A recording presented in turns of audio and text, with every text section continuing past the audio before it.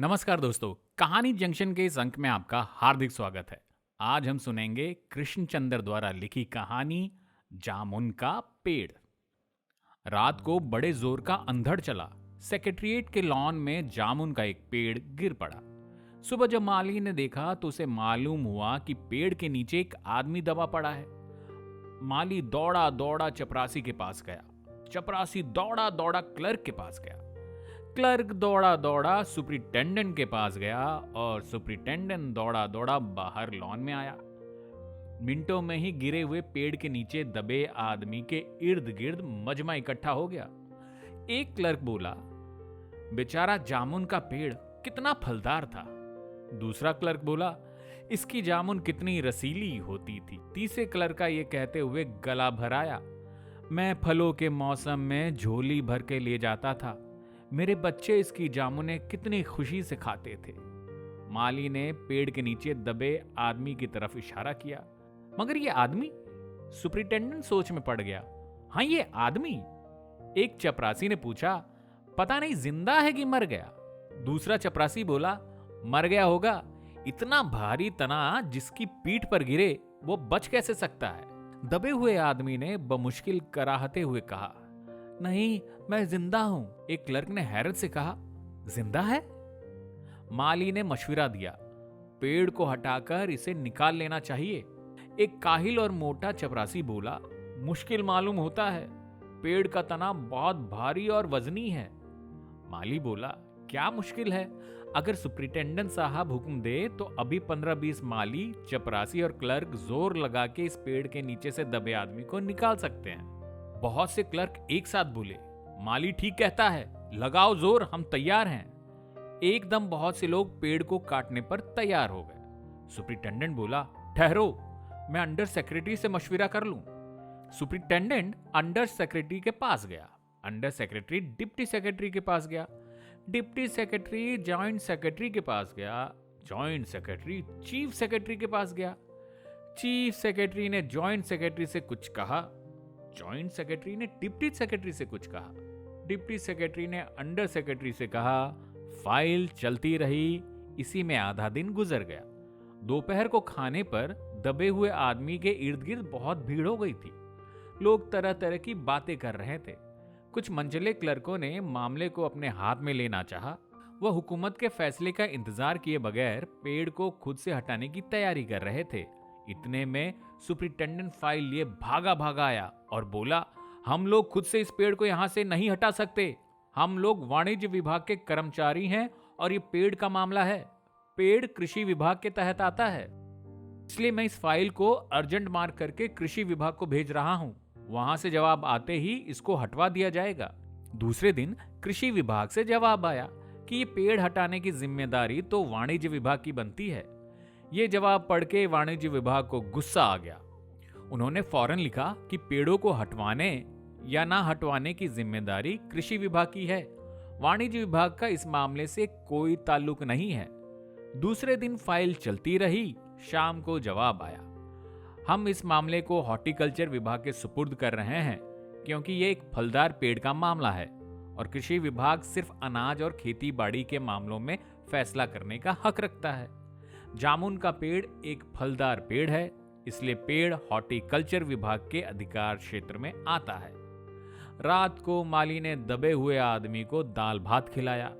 हालांकि लॉन के चारों तरफ पुलिस का पहरा था कि लोग कहीं कानून को अपने हाथ में लेकर पेड़ को खुद से हटवाने की कोशिश न करें। मगर एक पुलिस कांस्टेबल को रहम आ गया और उसने माली को दबे हुए आदमी को खाना खिलाने की इजाजत दे दी। माली ने दबे हुए आदमी से कहा, तुम्हारी फाइल चल रही है, उम्मीद है कि कल तक फैसला हो जाएगा। दबा हुआ आदमी कुछ न बोला। माली ने पेड़ के तने को गौर से देखकर कहा, अच्छा है तना तुम्हारे कूल्हे पर गिरा है, अगर कमर पर गिरता तो रीढ़ की हड्डी टूट जाती। दबा हुआ आदमी फिर भी कुछ न कहा। माली ने फिर कहा, तुम्हारा यहाँ कोई वारिस हो तो मुझे उसका पता बता दो, मैं उसे खबर करने की कोशिश करूंगा। दबे हुए आदमी ने बड़ी मुश्किल से कहा, मैं लावारिस हूं। माली अफसोस जाहिर करता हुआ वहां से हट गया। तीसरे दिन हॉर्टिकल्चर विभाग से जवाब आ गया। बड़ा कड़ा जवाब लिखा था। काफी आलोचना के साथ। उससे हॉर्टिकल्चर विभाग का सेक्रेटरी साहित्यिक मिजाज का आदमी मालूम होता था।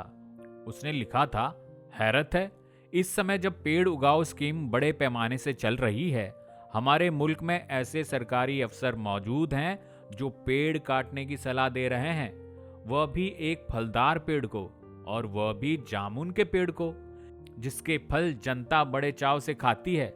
हमारा विभाग किसी भी हालत में इस फलदार पेड़ को काटने की इजाजत नहीं दे सकता। एक मंचले ने कहा, अब क्या किया जाए?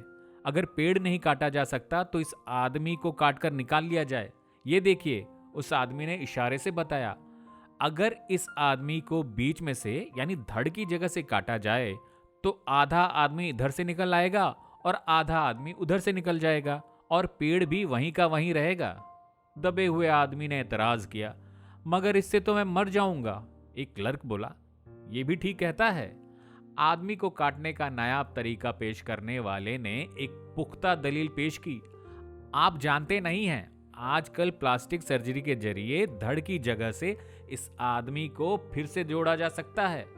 अब फाइल को मेडिकल डिपार्टमेंट में भेज दिया गया। मेडिकल डिपार्टमेंट ने फौरन इस पर एक्शन लिया और जिस दिन फाइल मिली उसने उसी दिन विभाग के सबसे काबिल प्लास्टिक सर्जन को जांच के लिए मौके पर भेज दिया।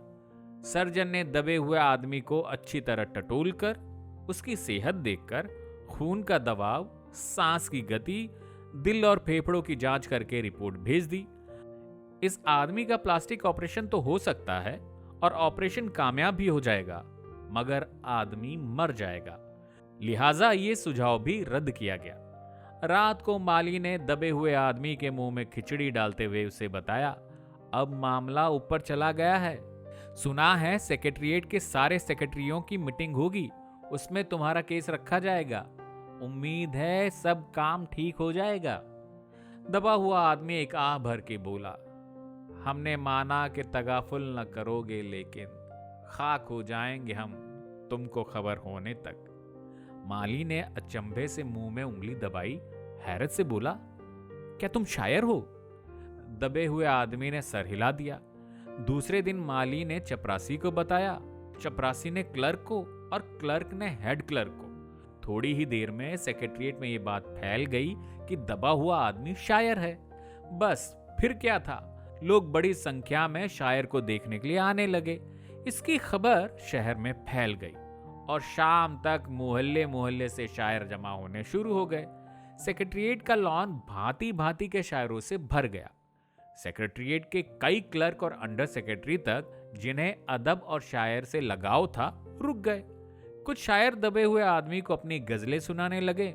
कई क्लर्क अपनी गजलों पर उससे सलाह मशविरा मांगने लगे।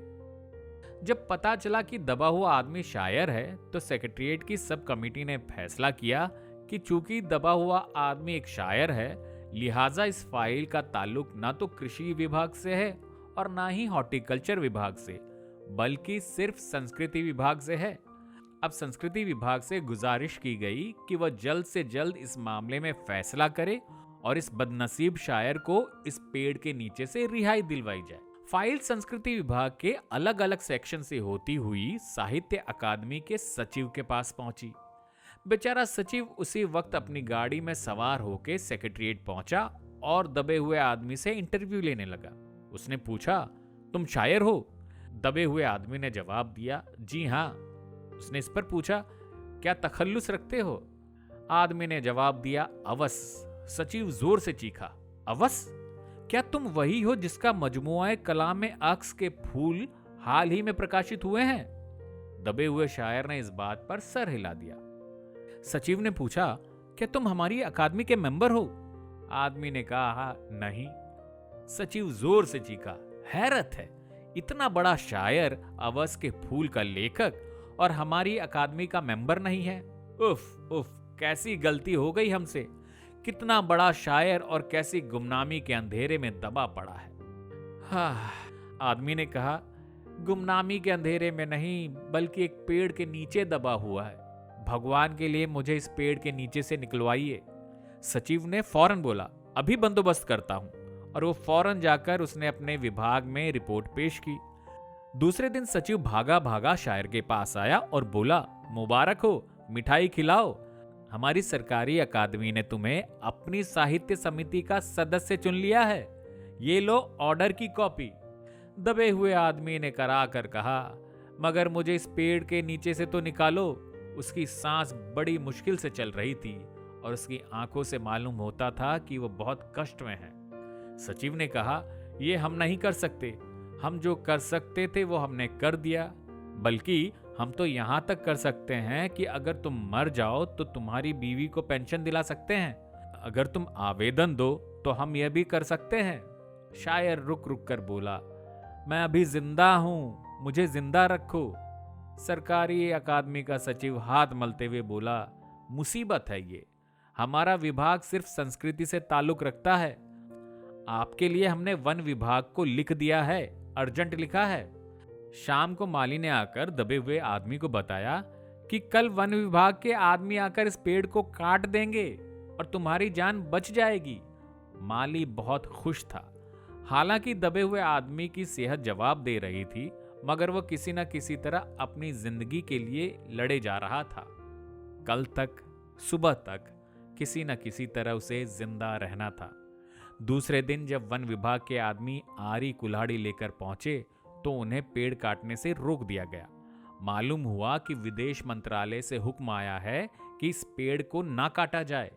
वजह यह थी कि इस पेड़ को 10 साल पहले पिटोनिया के प्रधानमंत्री ने सेक्रेटरिएट के लॉन में लगाया था।